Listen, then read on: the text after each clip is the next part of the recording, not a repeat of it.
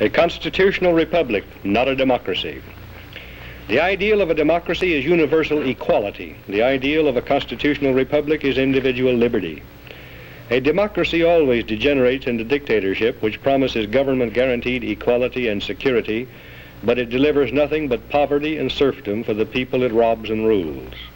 America was founded as a constitutional republic to safeguard the liberties of the people against the tyranny of democracy or of one-man dictatorship. In this century, great strides have been made toward the goal of subverting our republic into a democracy.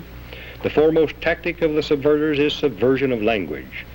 By calling America a democracy until people thoughtlessly accept and use the term, the totalitarians have obscured the real meaning of our principles of government.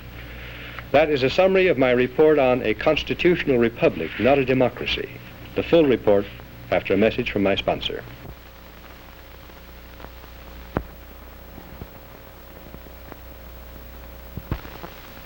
A democracy is a political system in which the people periodically, by majority vote at the polls, select their rulers.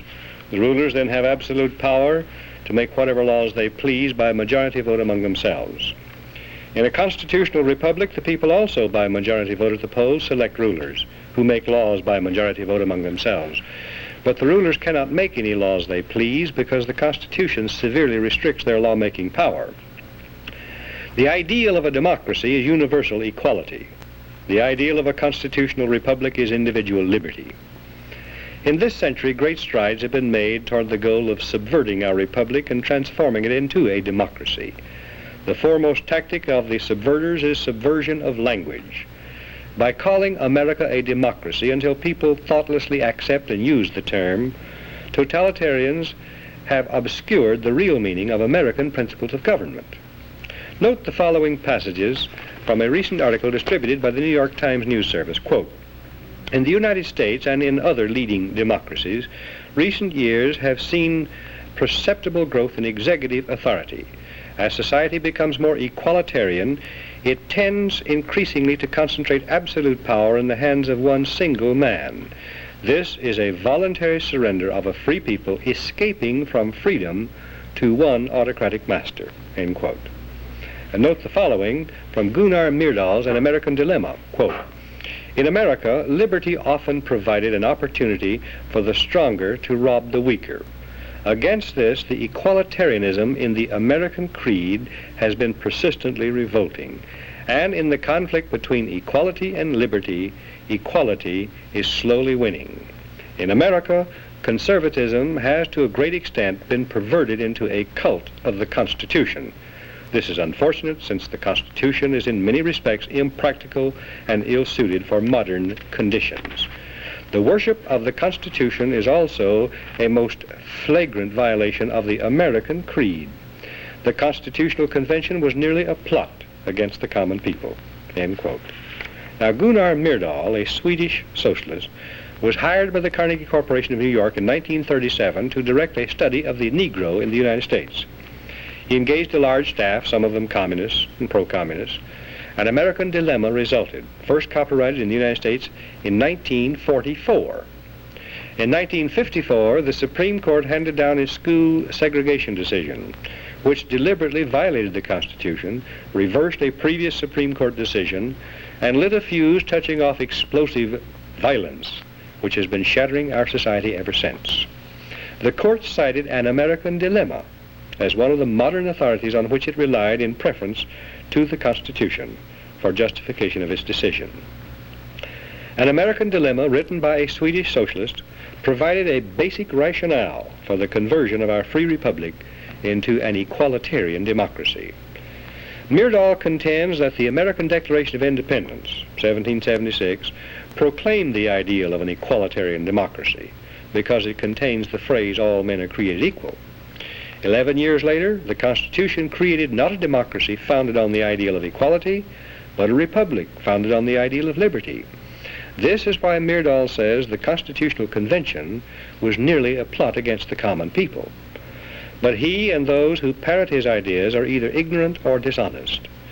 The Constitution was ordained specifically to safeguard the principles of liberty proclaimed by the Declaration of Independence. The Declaration's phrase, all men are created equal, means that men are equal before the law and before the Creator, regardless of their inequality in human society. The Declaration says that men are endowed with unalienable rights, and that the purpose of government is to secure these rights. The unalienable rights of man enumerated in the Declaration of Independence do not include equality, but they do include liberty, along with life and pursuit of happiness. Equality of all men in the eyes of God and before the law is a condition essential to freedom, but no other kind of equality is possible. Government efforts to achieve material equality will produce crushing tyranny, but will not make people equal. The writers of the Constitution were anxious to safeguard liberty against dictatorship, monarchy they called it, but their chief anxiety was to protect the country against democracy. Edmund Randolph, delegate to the Constitutional Convention from Virginia, said the general object of the convention was to provide a cure for the follies and fury of democracy. Elbridge Gerry and Roger Sherman, delegates from Massachusetts and Connecticut, urged the Constitutional Convention to create a system to eliminate the evils that flow from the excess of democracy. Alexander Hamilton, delegate from New York, said, "We are now forming a Republican government. Real liberty is not found in democracy. If we incline too much to democracy, we shall soon shoot into a monarchy." John Adams, one of the giants of the American Revolutionary period, said, "Democracy will envy all, contend with all, endeavor to pull down all. And when by chance it happens to get the upper hand for a short time, democracy will be revengeful, bloody, and cruel." Speaking of pure democracy, in which the people by majority vote act as their own lawmakers, instead of electing representatives to make laws, James Madison said, "Such democracies have ever been incompatible with personal security or the rights of property. A republic promises the cure for which we are seeking." Madison, known as the father of the Constitution, knew and said that enlightened men will not always be at the helm of government to serve as proper guardians of the public weal. He knew that unlimited political power cannot safely be entrusted to the nation's elected representatives to use as a majority of them see fit, because, he said, a majority of a group of men is far more likely to be tyrannical than one man is. In a democracy, if a majority should develop hatred for all blue-eyed babies and order them eliminated, the babies could be legally executed, because whatever a majority wants at any given moment is supreme law of the land in a democracy. How can liberty be safeguarded against the mindless, soulless tyranny of majority rule when government is founded on the principle of majority rule? Jefferson answered that one, "In questions of power, let no more be heard of confidence in man, but bind him down from mischief by the chains of the Constitution." In short, America was founded not as a democracy, but as a constitutional republic. We pledge allegiance to the republic for which our flag stands, not to a democracy. The Constitution requires a republican form of government for all states, but does not mention democracy, and neither does the Declaration of Independence or the Bill of Rights. The Constitution is a binding contract, enumerating limited powers which the federal government can legally exercise, prohibiting it from exercising any powers not granted in the contract. It denies federal officials the power to do whatever they claim to be necessary for the general welfare. Federal action not clearly authorized by the Constitution is illegal, even if approved by an overwhelming majority of the people, because all the elastic powers of government are left with the states. Ultimate power to change the organic structure of government was left with the people, but the means of making changes, amending the Constitution, were carefully prescribed to militate against hasty, unwise decisions by the people. As Benjamin Franklin left the State House in Philadelphia on the closing day of the Constitutional Convention, a woman asked him what kind of government the convention had given America, and Franklin replied, "A republic, if you can keep it." Very old and very wise, Franklin saw through the mists of time to the day when Americans might trade their freedom in a constitutional republic for the promise of government guaranteed equality and security in a democracy. And beyond that, to the day when democracy inevitably degenerates into dictatorship, guaranteeing nothing but poverty, and serfdom for the people it robs and rules. The American constitutional system, unique in history, enabled Americans to develop a backward continent into the most magnificent nation of all time.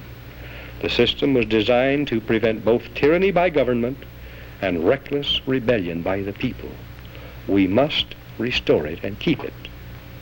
And what can you do toward that end?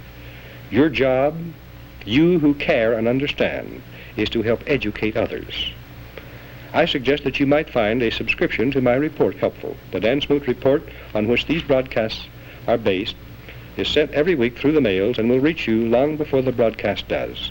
It contains documentation and details I cannot put on the broadcast.